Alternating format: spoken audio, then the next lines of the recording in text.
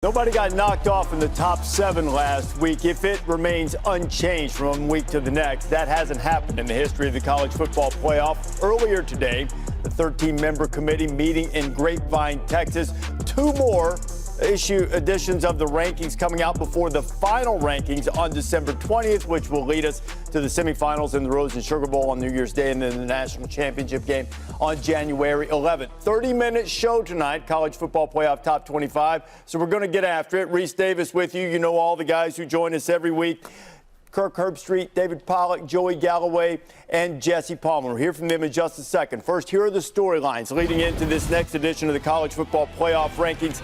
Top 3 teams took care of business. Started on Friday with Notre Dame beating on North Carolina. Alabama blew out Auburn in the Iron Bowl, and with the return of Trevor Lawrence, Clemson was rolling easily over Pittsburgh. Northwestern was a top 10 team until they went to the banks of the Red Cedar, and Michigan State knocked them off. They're still in the driver's seat for the Big Ten West. And there were a couple of top 10 teams from the state of Ohio that didn't get to play, with Ohio State and Cincinnati both not being able to play a week ago. Ohio State had some COVID concerns. Ryan Day tested positive and won't be able to coach the game against Michigan State this weekend.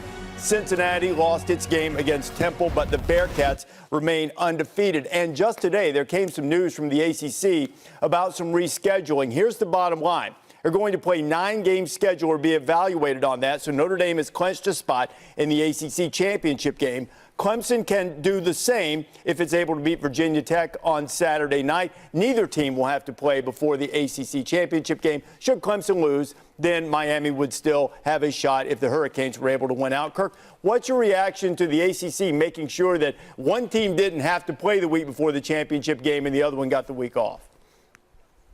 I think it makes sense in this era of unpredictability and just trying to get everybody on the same page. Clearly, the athletic directors got together with John Swofford and talked this out to just make sure, as I said, with uncertainty, to make sure everybody's on the same page. Both teams will now be entering Charlotte with that bye week to be able to be prepared, to get healthy, to get everybody as ready as they can be regarding COVID and go out and play. And I think the big thing is, to me, Notre Dame is the big thing. I mean, not only have they secured a spot into Charlotte, respectfully to Syracuse, I think they're going to pummel Syracuse.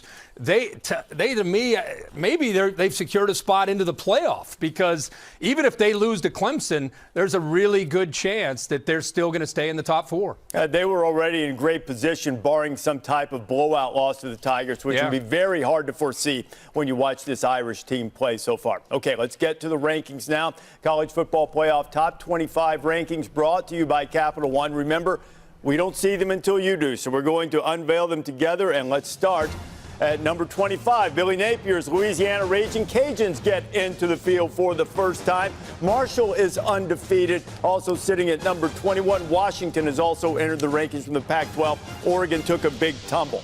Let's go 20 now through 16. Southern California's only played 3 games, 2 more left on the schedule. They're in there. Iowa makes a big jump there. 2 losses are close. And Coastal Carolina, College Game Day, going to see the Chanticleers against Liberty coming up this weekend. Wisconsin has only played 3 games, but still getting some respect from the committee. North Carolina lost to Notre Dame and went up a couple of spots. This next position here is, I think, what we're looking for after last week and where BYU was at 14 coming into the week. Let's look at 15 up now. And BYU only makes a small surge. Northwestern takes the big drop. Kirk, only 1 spot up for BYU. What's your reaction? That was my big thing I wanted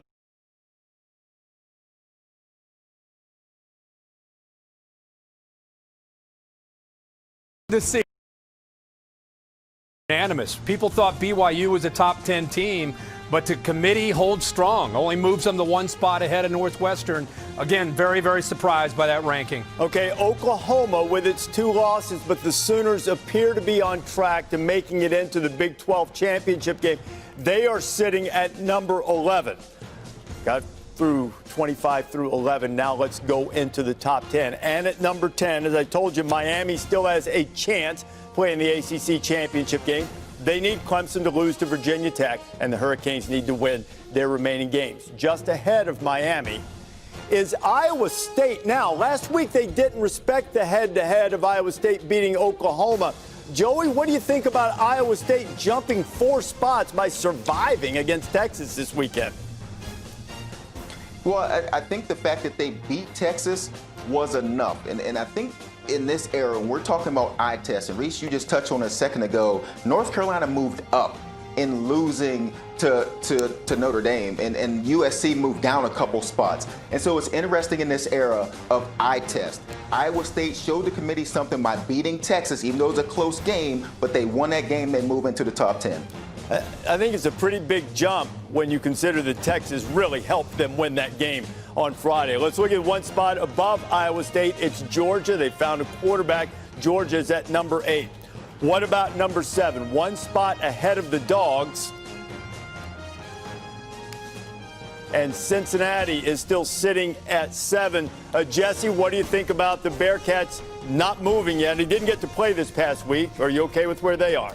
Yeah, I'm okay with where they are. Their resume took a big hit, though, guys, when SMU lost to East Carolina this past weekend. They need that strength of record and strength of schedule to be as high as possible. Good news for them, Tulsa's still ranked. They're obviously going to get a chance to play Tulsa twice, do the best they can to impress the committee. But you got to imagine sitting at 11-0 at the end of the season, Group of 5 champion, that's not going to be enough on its own. They still need help ahead of them. We've all talked about that. We know that moving forward, but I'm good with Cincinnati right now at 7. I think that's something the American ought to consider, too. They're going to make Cincinnati and Tulsa play a couple of times back-to-back, which could just be a potential banana peel for the Bearcats. David, we've gone 7 through 25. What's your reaction to what you've seen so far? We always want this to be about a certain thing. And what do we want it to be? We want to be the best team. It's hard to say that, but what the committee is always going to show us time and time again is who you beat is important to them. And, you know, just like USC dropping. USC hadn't beaten a team that's won a game yet. Like, I'm perfectly okay with USC being there. You look at Oregon dropping, the Pac-12 obviously completely out of the race. I'm very interested to watch the Big 12, by the way, the Big 12's path. Iowa State jumping up, a very respected Oklahoma team, by the way, ranked pretty high. Is there a path maybe if Notre Dame beats Clemson again where a Big 12 team could come into the mix if Florida lost to Alabama? So a lot of ifs, ands, and buts, sorry, but I think it's interesting to look at that. Adding to the intrigue this year, we've decided in this early part of the rankings, we're going to reveal 1 through 6 in the most dramatic order as told to me by our producer, Cavman. Cavman is playing it straight down the line, going 1 through 6. So let's look at the top 6 in the second edition of the College Football Playoff Rankings brought to you by Capital One. Alabama has now been number 1 in the College Football Playoff Rankings more than every other team combined. Crimson Tide there for the 20th time. Just behind them, I think we're going to see Notre Dame, and we do. The Irish as complete as any team in the country. Kirk, you've called them, you think, maybe the most complete team in the country. Yeah, I really think they have an argument. I think Alabama could be 1A and Notre Dame could be 1B. Every aspect of their game is impressive. And as I said last week, they're playing with a chip on their shoulder, out to prove everybody wrong. At number 3, just behind Notre Dame, the game that we presume we're going to see for the second time in the ACC championship game. Notre Dame, as I told you a couple of minutes ago, is there. Clemson only has to beat Virginia Tech on Saturday, and that would be their final regular season game before the ACC title game against the Fighting Irish if the Tigers can win. Now, number 4, Ohio State had a game canceled because of COVID concerns, and we'll see if the Buckeyes now, Ohio State having played just 4 games, and 4 games is enough right now to hold on to the number 4 spot. So the Buckeyes are on their way to play Michigan State without Ryan Day on Saturday, are still at number 4. Let's see who's number 5. There's going to be Florida and Texas A&M, but the order is the question. A&M beat Florida in a regular season game head-to-head, so at the moment, A&M still having the edge with that head-to-head. But that, look, Florida can still jump into this. Florida, if it makes it all the way to the SEC championship game, they're going to get a shot at Alabama, and that, one would presume, would trump the head-to-head loss that Florida has against Texas A&M. So, Kirk, what's your reaction to the top 6? And we have the top 7 just as it was a week ago. Well, I look at this and I think you make a great point for people in the SEC that are either excited or concerned about Florida and A&M. That will take care of itself. So that's almost a moot point. I think a lot of people wanted to see where Ohio State would be. The concern on Friday and Saturday was Ohio State. Are they going to have to shut down their operation? Are they going to potentially miss the Michigan State game? Maybe miss of course, the Illinois game. Are they going to have enough to be able to play against Ohio or against Michigan? And are they going to miss the Big Ten championship? And how is the committee going to evaluate them? The fact that they've played 4 games and they're still sitting there in the top 4, now it comes down to they were going to play Michigan State Saturday. I still think Michigan waves the white flag, potentially avoids playing Ohio State next week. And then, David, they'll potentially get a game on the 19th. They could be sitting there with 6 games. And Michigan, is that fair, David? Michigan could opt out basically of that game and keep Ohio State out of 6 games to qualify for the Big Ten championship. That doesn't make sense to me, but that potentially could happen next week. If you can't beat them, then try to keep them out of the playoff another way. I mean, if you're Michigan, you've been getting beat like a drum. I guess some other approach might work. But I tell you what, I still look at this and I say there's only one team outside of the top 4 that controls its own destiny, and it's not the 5th team in the country. It's Florida. I mean, Florida has an opportunity to play Alabama in the SEC championship game and make their way into the college football playoff. So, I mean, if you're a Florida fan, you got to be excited. And don't worry about the A&M head-to-head and where you're at right now, because you've got a big opportunity ahead of you to get in the college football playoff. So that's a pretty awesome spot for Florida to be in. For Ohio State, watching these rankings, I think they got some good news. I think Indiana right now, number 12. The committee respects them still, even though with Michael Penix going down at quarterback. Wisconsin at 16, and Iowa now ranked, because all 3 of those teams directly impact Ohio State's chances, I think, of reaching the playoff if, in fact, they don't qualify to play in the Big Ten championship game. Indiana, we know, is their best win so far. Ohio State could play Wisconsin in this quote-unquote Big Ten championship weekend if, in fact, they don't qualify for the Big Ten championship game. And by the way, Wisconsin could be ranked higher than Northwestern in that game. So in a crazy way, Joey, Ohio State's strength of record could actually be better if they don't play in the Big Ten championship game. Now, Wisconsin still has 2 ranked teams left. We'll see what happens with Indiana with the injury at quarterback. But, you know, with that better strength of record, with that Trump potentially not playing in the conference championship in the committee's eyes, it could be a wild situation unfolding.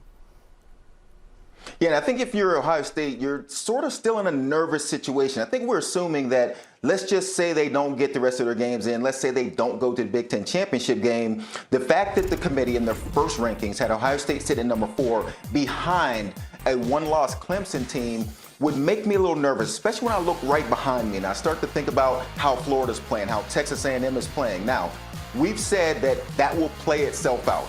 Florida will have a chance to play its own self into this thing, but let's just say Florida continues to win. They get to the SEC championship game, and it's a very close game against Alabama, a team that we all believe is the number 1 clear-cut team in the country. Let's say they go play them down to the last second.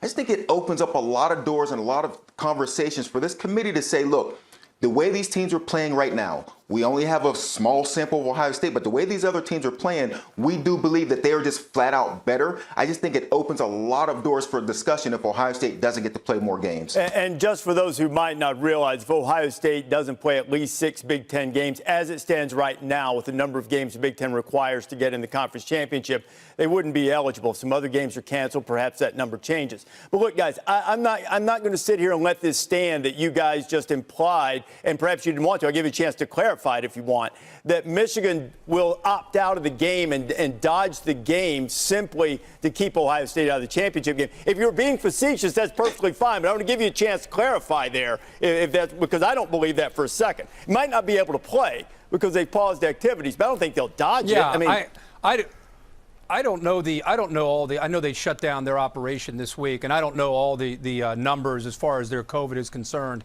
I'm just saying we live in such a strange world that I've talked to a lot of coaches around the country that have said they really feel teams are opting out to avoid playing games because they don't want to get humiliated. They don't want to get. They don't want to lose with the team that they have. They don't necessarily have too many COVID positives. They just don't want to have to take the field with the team they have and go get embarrassed. So they're basically waving the white flag and saying we can't play. So there's a lot of that's being talked about around the country. I'm not suggesting, I have no idea what Michigan's situation is. I'm saying they have the power to potentially say, hey, we can't play next week.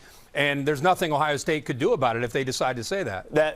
That is true. I'll say this. Any team that does that they're not teaching any kind of lesson. They don't stand for anything. They have no courage. They have no character. Anybody that would do that purposely just to sabotage another team. Other than that, I'll say I don't really have an opinion.